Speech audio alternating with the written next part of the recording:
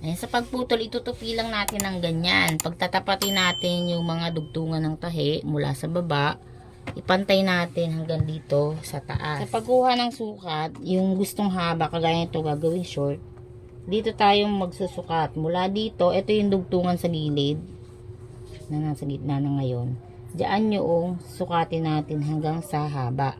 Ito 19, yung sinabi sa atin. Tapos tupi, dahil short, medyo malapad ang tupi, gagawin ko itong additional 2 inches.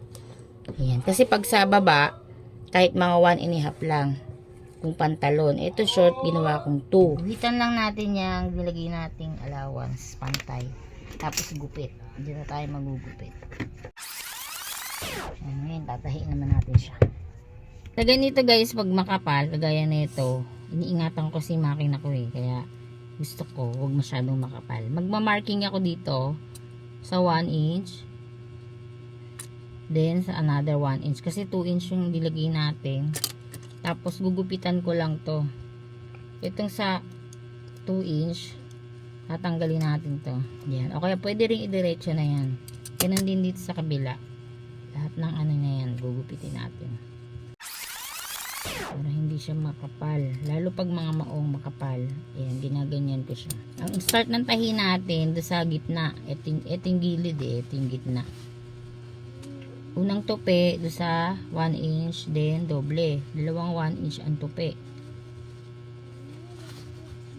Yung isa, ihaharap ko dito. Yung isa nandito.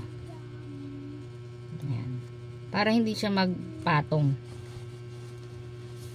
Tapos kung ano, para mas maganda, medyo pukpukin pa natin yan. Yan. Pag ano, ibaon muna natin yung karayom kasi minsan nabibigla yung karayom natin pag makapal.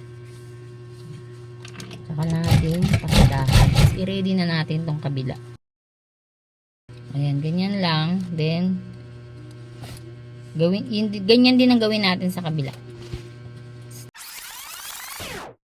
Isa nakaharap dito, isa nakaharap dito.